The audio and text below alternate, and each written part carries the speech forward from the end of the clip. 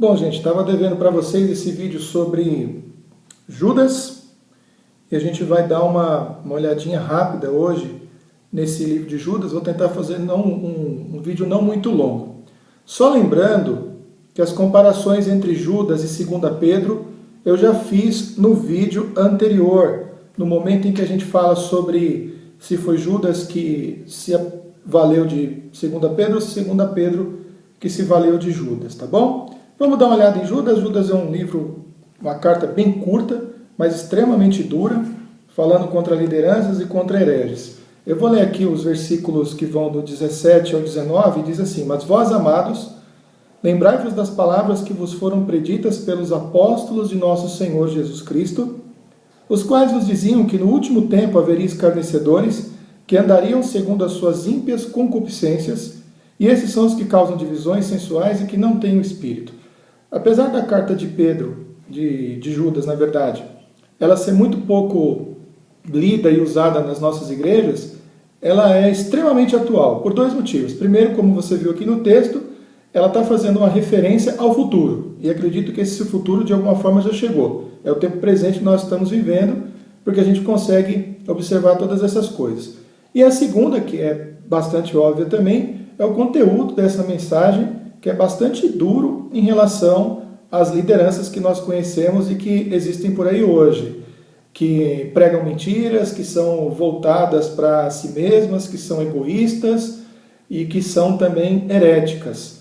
A mensagem de Judas é de que a igreja tenha força, tenha poder para combater essas heresias e que não entre na política de negociar ou da bondade, mas que tenha coragem para desmascarar falsos pastores, falsos profetas, falsos teólogos e mentiras e manter-se firme e pura no caminho do Senhor, tá bom? Então essa mensagem é importante, tenha coragem para pregar em Judas e tenha coragem para fazer a ponte, apontando os problemas que existem nas igrejas hoje, as heresias que são ensinadas, essa coisa muito midiática que a igreja entrou nela, as negociatas que existem por baixo dos panos, e mais esse monte de mentiras, de falsidade, de distorção, de sincretismo, né, de misturas que o cristianismo vem sofrendo aí nos últimos tempos, tá bom? Então vamos lá dar uma olhadinha em Judas. Bom, uma das dificuldades que a gente tem assim que a gente olha para Judas é a questão do conteúdo pseudepígrafo do livro. Já a gente fala disso, tá bom? Como sempre, ele vai ser citado pelos pais apostólicos. Vou deixar esse comentário aí que a gente já viu em algumas outras vezes. A questão da autoria. Na Bíblia, a gente vai ter no Novo Testamento pelo menos 4 Judas. Então, por eliminação, a gente vai chegar à conclusão de quem é. Bom, um dos Judas é o Judas Iscariotes. Isso aí está obviamente descartado, porque por causa do seu suicídio, porque, lógico, ele não teve tempo de escrever, e o conteúdo da carta seria contra o próprio Judas, não teria como ter sido ele mesmo, né? Um outro Judas seria o Judas Tadeu, que seria um dos apóstolos, mas no conteúdo da carta, esse escritor do texto de Judas, ele se exclui do grupo apostólico, portanto ele não poderia ser o Judas Tadeu, tá bom? A gente teria um terceiro, que seria o Judas de Damasco, que era um residente ali de Damasco e ficou conhecendo o apóstolo Paulo e acabou se convertendo e acompanhando o apóstolo Paulo. Você vê isso em Atos 9, no verso 11, ali, a partir daquele momento, tá bom? A probabilidade de que tenha sido também é um pouco remota, tá? Por causa dos caminhos que esse homem acabou levando. E o outro Judas que aparece é o irmão de Jesus, e que nesse texto ele se identifica como servo do Senhor e irmão de Tiago. E a explicação é muito tranquila, seria o irmão de Jesus realmente, e ele não teria dito que é o irmão de Jesus por uma questão de respeito, por uma questão de não querer se associar diretamente ao mestre, mas se associar a Tiago, o mesmo Tiago da Epístola, que, como a gente sabe, é Tiago, irmão do nosso Senhor Jesus Cristo. O motivo pelo qual ele escreveu a carta é muito parecido com os motivos de 2 Pedro. na verdade não é um motivo específico, uma heresia específica, mas um conjunto de atitudes, um conjunto de problemas que esses homens causaram lá, tá bom? Eu vou pegar uma lista aqui de algumas coisas, você vai ver. Eram pessoas ímpias, ou seja, o comportamento deles era um comportamento que não casava com o comportamento cristão, pelo modo de viver, pelas coisas como eles falavam, e isso aí ocorre 4 vezes no texto, né, falando disso. Eram escarnecedores, não eram salvos e desprovidos do Espírito, segundo o verso 19, e estavam marcados para condenação. Falando apenas das convicções desses homens, e aí seria o aspecto das heresias, transformavam em libertinagem a graça de nosso Senhor Jesus Cristo e negam Jesus Cristo como o único e soberano Senhor. Quer dizer, eles são anticristãos. Também são antinomistas, ou seja, indivíduos que aparentemente rejeitavam a ideia de leis espirituais e até da existência de seres espirituais. Negavam a segunda vinda de Cristo, que é uma das doutrinas centrais do cristianismo desde a primeira igreja, desde Jerusalém. O comportamento deles era um comportamento mundano, eles eram aptos ali, estavam sempre trabalhando divisões dentro da igreja, o verso 19 de novo, eram arrogantes, sensuais, que pode ser uma palavra aí com diversos sentidos, não apenas com a conotação sexual, mas conotação também de seduzir, de falar de maneira sedutora e de enrolar as pessoas e de levar as pessoas a fazer aquilo que eles queriam e, por consequência, contra a vontade de Deus. E gente gananciosa, que pensava em lucro, a gente não vai pensar em dinheiro, talvez no sentido que a gente tem hoje, mas pensando na posse aí de prata, de ouro ou de coisas dessa natureza, tá? Então a linguagem de Judas para ele é muito dura, né? Eram traidores e destruidores de igreja como rochas submersas e eram espiritualmente completamente despreparados para o exercício da obra e do ministério, e você vê isso aí nos versículos 22 e 23. Vamos agora falar das dificuldades que a gente tem no livro de Judas, que são 2 citações de literatura pseudepígrafa. Uma você vai encontrar no verso 9, a gente vai ler aqui, e a outra você vai encontrar nos versos 14 e 15. Eu vou usar o nosso texto aqui, que é o livro do Carlos Oswaldo, para ajudar a gente. Eu acho que os argumentos são bastante simples, tá? Então, as aparentes citações de Judas a partir da literatura pseudepígrafa foram a principal causa para a tensão sofrida para a epístola ao longo da história. O versículo 9 é reputado como a citação de a Assunção de Moisés, e ele diz assim: mas o arcanjo Miguel, quando contendia com o diabo e disputava a respeito do corpo de Moisés, não ousou pronunciar juízo de maldição contra ele, mas disse: o Senhor te repreenda.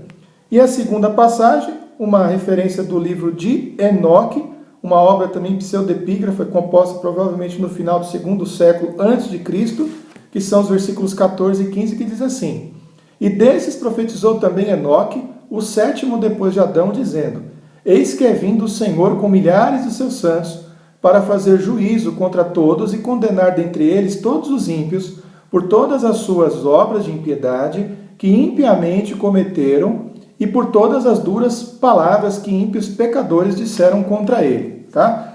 Ainda que não seja claro que Judas citou Enoque ou vice-versa, as chances pesam a favor da citação bíblica a partir de uma obra não bíblica. Então o pseudepígrafo viria primeiro. Isso subtrai a veracidade ou a canonicidade de Judas? De modo algum, pois o mesmo ocorre, por exemplo, com o apóstolo Paulo, porque ele cita profetas e filósofos gregos e menciona uma referência não bíblica a mágicos egípcios que se opuseram a Moisés. Tais usos não tiveram nenhum efeito ruim na canonicidade de Atos 17, 1 Coríntios 15, Tito 1, 2 Timóteo 3. E por que o uso de Enoque teria esse problema aqui? O que a gente nunca pode esquecer é que o texto bíblico não é um texto religioso separado da história do mundo, separado da literatura do mundo. Eles estão citando ali e estão interagindo com as coisas, tá bom? Mas uma das coisas que a gente também não pode dizer é afirmar que ele pegou uma citação de uma alegoria, de uma história inventada. Pelo contrário, essa tradição ela pode ser, e a gente considera que seja genuína e que tenha sido preservada ao longo dos séculos antes de ser adicionada a um texto cuja autoria nós conhecemos e cujo livro nós consideramos como um livro canônico. Seria um testemunho do ministério preservador do Espírito Santo, usando um fato histórico passado, citado num livro pseudepígrafo, e depois usado também num livro canônico, o que não seria problema nenhum e o que não tiraria a credibilidade do texto canônico, em virtude de ser uma passagem encontrada em primeiro lugar em um texto não canônico ou em um texto pseudo-epígrafe, tá bom? Essa é a minha defesa, é isso o que eu argumento, entendeu? O argumento de Judas é o seguinte: estimular os crentes a defender a fé cristã contra o antinomianismo, recapitulando o juízo de Deus sobre os hereges, revendo o caráter dos adversários e relembrando-os dos seus deveres frente ao erro.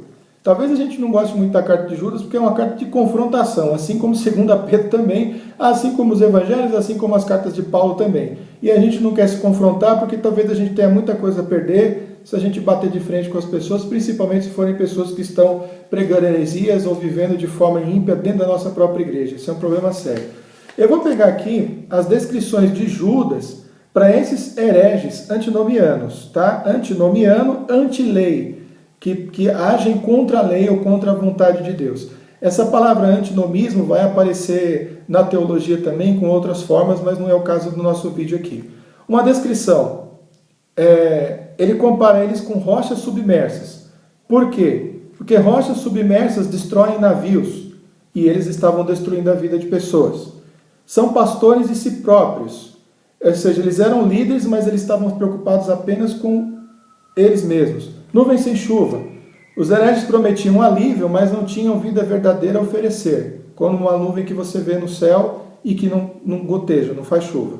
Árvores sem fruto, uma referência clara aí a textos dos evangelhos. Ondas furiosas do mar, porque eles espalhavam as heresias e as histórias deles por todos os lugares, e também como estrelas errantes. E o que é uma estrela errante? É uma estrela que você não pode olhar para o céu e confiar no direcionamento que ela está dando, porque hoje ela está num lugar, amanhã ela está em outro. É mais ou menos essa referência que Judas está fazendo. Bom, gente, para fechar, aquilo que eu insisti bastante com vocês, da gente sempre tentar fazer um esboço do livro. São pouquíssimos livros da Bíblia que não dá para a gente fazer um esboço. O esboço ajuda a elucidar o argumento total do autor. Então a ideia não é ler versículo por versículo e compreender versículo, mas a ideia é entender a carta, os textos, os evangelhos, as profecias, de uma forma mais completa, como a gente faz na nossa língua. Você está ouvindo alguém falar, você não ouve a pessoa palavra por palavra, frase por frase. Você ouve o total da ideia e você consegue descrever o argumento dela, como começa, como se desenvolve, como termina, quais são os pontos principais. Isso é fundamental para entender a Bíblia e quase ninguém faz isso. Isso é incrível, a gente tem que aprender a fazer e é um exercício que a gente tem que fazer constantemente. Apesar de ser um texto curto, a gente pode dividir em 6 partes. Então vamos lá. A saudação, onde se apresenta, como a gente já disse, irmão de Tiago, servo do Senhor, mas a gente sabe que ele é irmão de Jesus, os versos 1 e 2. A segunda parte é onde está a declaração de propósito, que são os versículos 3 e 4. Então, a atual apologia, ou defesa dele, vem como uma reação ao ataque da heresia, a fim de motivar os crentes a defender a sua fé. Então, é uma carta também apologética, de defesa da fé, tá bom? A parte 3 já é uma recapitulação dos versículos 5 a 7. Defender a fé do erro exige consciência dos desígnios de Deus para com os hereges, visto que foram marcados pela severa punição por suas variadas formas de rebelião. Uma coisa que a gente não quer fazer na igreja, né? Manter as pessoas a todo custo, pessoas andando na impiedade, na heresia, e infelizmente chega um momento que depois de repreendidas elas precisam ser excluídas do meio cristão por causa dos estragos que elas podem fazer. É um lado da igreja que a gente não gosta de comentar, não gosta de dizer, mas a igreja tem que ser assim também, tem que combater o erro. E combater o erro, muitas vezes, é combater as pessoas e confrontar as pessoas.